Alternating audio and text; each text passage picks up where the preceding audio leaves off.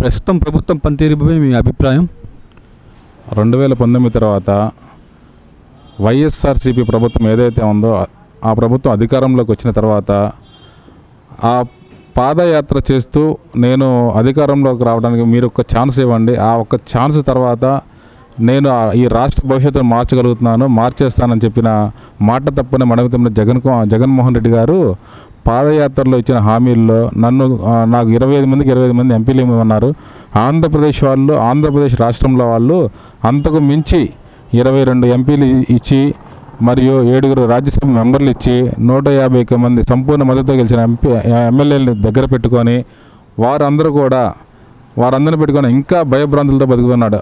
ప్రత్యేక హోదా ఇస్తానంటూ ఢిల్లీ మెడలో ఉంచుతానన్న జగన్మోహన్ రెడ్డి ఈ రోజు వరకు ఎక్కడా కూడా ఢిల్లీ వెళ్ళి నాకు ప్రత్యేక హోదా గురించి కానీ, రైల్వే జోన్ గురించి కానీ, నిరుద్యోగ సమస్య గురించి కానీ, కడప స్టీల్ గురించి కానీ, పోలవరం నిధుల గురించి కానీ, యువతకు ఉద్యోగ అవకాశాల గురించి కానీ ఎక్కడ కూడా దాని గురించి సంబంధించిన రోజులు ఎక్కడా లేవు. ఆయన కేసుల గురించి, ఆయన యొక్క వ్యవహార శైలి గురించి రాబోయే రోజుల్లో 175 సీట్లు కొడతానని చెప్పి ఓకదంపుడు ఉపన్యాసాలు ఇచ్చుకుంటూ 150 మంది ఎమ్మెల్యేలని ఎక్కడ కూడా రోడ్ల మీద తిరిగే విధంగా లేని పరిస్థితిలో ఆయన ఎమ్మెల్యేని ఉంచుకుంటూ గడప గడపకు వైఎస్ఆర్సీపీ అని చెప్పేసి 2-3 ఇళ్ళకు తిరిగేసి అయిపోయిందని నమా అనిపించుకునే ప్రభుత్వం ఎక్కడ? మీ ఇంటికి బాదుడే కార్యక్రమం అనుకుంటూ టీడీపీ ప్రజల్లోకి వెళ్తున్న రోజులు ఎక్కడ? 175 కాదు, రాబోయే రోజుల్లో తెలుగుదేశం పార్టీ రాబోతుంది.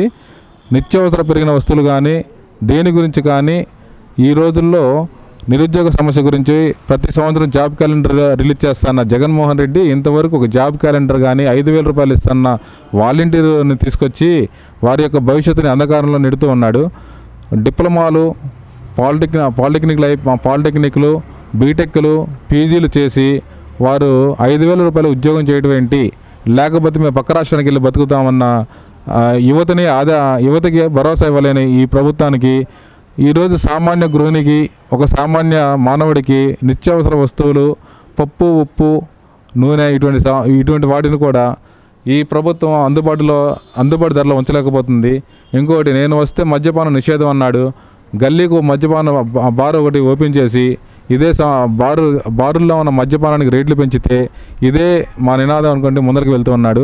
రెండోది అభివృద్ధి సంక్షేమం అంటే 1వ తారీఖు పెన్షన్లు ఇచ్చేసి 2వ తారీఖు జేబుల్లోంచి డబ్బులు కొట్టేసే ముఖ్యమంత్రి మాకు ఈ ఆంధ్రప్రదేశ్లో మాత్రమే కనపడుతున్నాడు, అది జగన్మోహన్ రెడ్డి రూపంలో.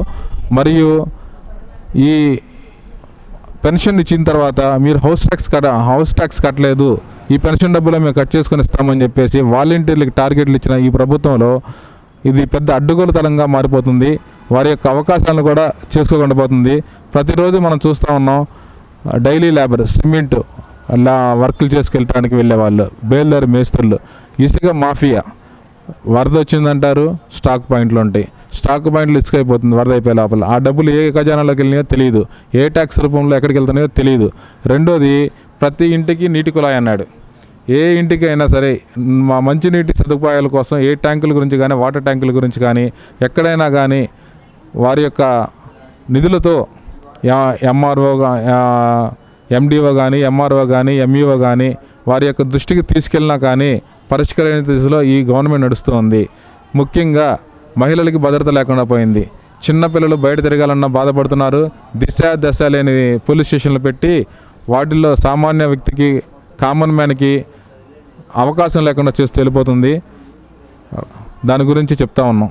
జగన్మోహన్ రెడ్డి గారు ప్రతి సభలో మాట్లాడుతూ సంక్షేమం, అభివృద్ధి ఈ రెండు పదాల మీద చేస్తున్నారని చెప్తున్నారు. అది నిజంగా జరుగుతుందని మీరు భావిస్తున్నారు? ఒక విషయం అండి, సంక్షేమం, అభివృద్ధి 2 కళ్ళు సిద్ధాంతంలాగా వ్యవహరించిన తీరు ఈ యొక్క ప్రభుత్వానికి ఎక్కడా కూడా అవకాశం అనేది లేదు. సంక్షేమం అంటే ఆయన చెప్పిన మాటల ప్రకారం ప్రతి ఒక్క మహిళకి 45 సంవత్సరాల వయసు దాటిన ప్రతి ఒక్కరికి నేను పెన్షన్ ఇస్తా అన్నాడు. అదే ఇప్పుడు ఉన్న అవ్వాతాతమ్మలకి ఎవరికైనా కానీ నేను మొట్టమొదటి సంతకం 3,000 రూపాయలు పెన్షన్ ఇస్తా అన్నాడు. అది 5 సంవత్సరాల పాటు పెంచుకుంటూ పోతా ఉన్నాడు. అది పెంచుకుంటూ పోతానే ఉన్నాడు. అది ఇప్పటికీ కూడా 2,500 రూపాయలు మాత్రమే చేరింది. ఎలక్షన్ అయిపోయే వరకు కూడా వారు ఎంత నష్టపోయారనేది వాళ్ళకి తెలుస్తుంది. గతంలో ఎలక్షన్ ఇచ్చిన హామీల్లో సంక్షేమ అభివృద్ధి అన్నాడు. మన రోడ్ల మీద చూసుకుందాం, ఏ రోడ్లు అయినా కానీ గుంటలు పడి ఉన్నాయి. ఆ రోడ్డుల్ని మనం ఏ స్థాయిలో ఉన్నాయో మనకు అర్థమవుతున్నాయి. ప్రతి సంక్షేమ అభివృద్ధి అంటే ఈ రాష్ట్రంలో ఉన్న ప్రతి రాష్ట్రంలో ఏ రాష్ట్రంలో అయినా ముందు స్థానంలో ఉంటే అది అభివృద్ధి కిందకి వెళ్తూ ఉంది. ఈ రాష్ట్రంలో ఈజ్ ఆఫ్ డూయింగ్ బిజినెస్ కానీ మనం చేస్తున్న పనుల్లో కానీ ఎక్కడైనా కానీ మన రాష్ట్రం గురించి పక్క రాష్ట్రం వాళ్ళు గొప్పగా చెప్పుకునేది ఏదైనా ఉందంటే అవినీతి. ఆ ఒక్క పదం తప్ప సంక్షేమాన్ని అభివృద్ధిని పరుగులు పెట్టించే స్థాయిలో ఈ యొక్క ప్రభుత్వం లేదు, రాబోదు కూడా. గతంలో జరిగిన విషయాల్లో కానీ ఏదైనా కానీ ఈ ప్రాంతానికి మేము ఈ అభివృద్ధి చేసాం, మీ విలేజ్కి ఈ అభివృద్ధి చేసాం, మీ మండలానికి ఈ అభివృద్ధి చేసాం, ఏ పనైనా తీసుకున్నా కానీ వాళ్ళు నిమిషంలో కాదు అర నిమిషంలో కానీ చెప్పడానికి కూడా సిద్ధంగా లేరు. ఏళ్ళ మీద లెక్క పెట్టుకోవచ్చు ఏం పనులు చేశారనేది. అది ఒక మార్గం. అయితే వీళ్ళు ఎడ్యుకేషన్ సిస్టమ్ మీద అన్నారు, అమ్మఒడి ఇస్తా అన్నారు. కాలేజీ వాళ్ళు ఫోన్లు చేసి మీకు సర్టిఫికెట్లు ఏమని చెప్తున్నా అన్నారు. అమ్మకి ఇవ్వడం ఎందుకు, మళ్ళీ తీసుకెళ్ళి కాలేజీలో వసతి దీవెన పేరున్న మళ్ళీ కాలేజీలో ఫీజులు కడతాం ఎందుకు? మేము దీన్ని పూర్తిగా వ్యతిరేకిస్తూ ఉన్నాం. ఏ కాడికి ఈరోజు గడిచింది రేపొద్దున గడుస్తుంది, మా పాలన ఇంతే అన్న చందాన్ని నడుస్తుంది. కానీ ఎక్కడైనా కానీ రైతుకి గిట్టుబాటు ధర ఉందా? గతంలో మిరపదాడులు ఎండిపోయి ఉన్నాయి, ఏదో పురుగు వచ్చింది కాయలేదు అన్నారు. దాని గురించి ఎవరైనా కానీ ఈ యొక్క రాష్ట్ర వ్యవసాయ మంత్రి ఎవరైతే ఉన్నారో ఆ మంత్రి కూడా దానికి నాలెడ్జ్ లేకపోవడం, దాని మీద కమిటీలు వేయటం కానీ ఆ కమిటీల్లో వచ్చిన లాస్ని పూడ్చే విధంగా కానీ ఎవరు తీసుకోకపోవడం అభివృద్ధి కిందకు వస్తుందా, సంక్షేమం కిందకు వస్తుందా? నష్టపోయిన రైతులకి ఎవరికైనా కానీ అవకాశం ఉందా? ఇది ఒకటి. రాజధాని 3 రాజధానులు అన్నారు. ఈ రాజధాని కేటాయించిన నిధులను కూడా తీసుకొచ్చుకోలేని పరిస్థితుల్లో మన ఆంధ్రప్రదేశ్ గవర్నమెంట్ ఉంది. ఈ 3 రాజధానుల పేరు మీద ప్రతిరోజు చర్చ జరుగుతూనే ఉంది. మన సుప్రీంకోర్టులో ఒక తీర్పు ఇచ్చింది. ఆ తీర్పులో భాగంగా ఏదైతే చెప్పారో ప్రతిరోజు ఒక ఛానల్లోనేమో ఆంధ్రప్రదేశ్ రాజధాని 3 రాజధానులుగా ఉన్నాం, వెళ్ళిపోతున్నామని చెప్తూ ఉంటారు.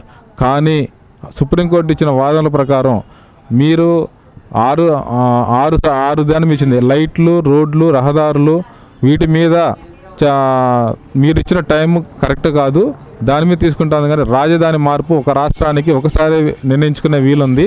దాని గురించి మన రాష్ట్ర ప్రభుత్వం 3 రాజధానులు కాదు, అమరావతి ఒకటే రాజధానిగా మేము చెప్తా ఉన్నాం. ఏదైనా కానీ సంక్షేమాన్ని అభివృద్ధిని ఏ విధంగా తీసుకున్నా కానీ ఈ రాష్ట్రంలో వైఎస్ జగన్మోహన్ రెడ్డి ప్రభుత్వం ఫెయిల్ అయిందని మేము భావిస్తూ ఉన్నాం.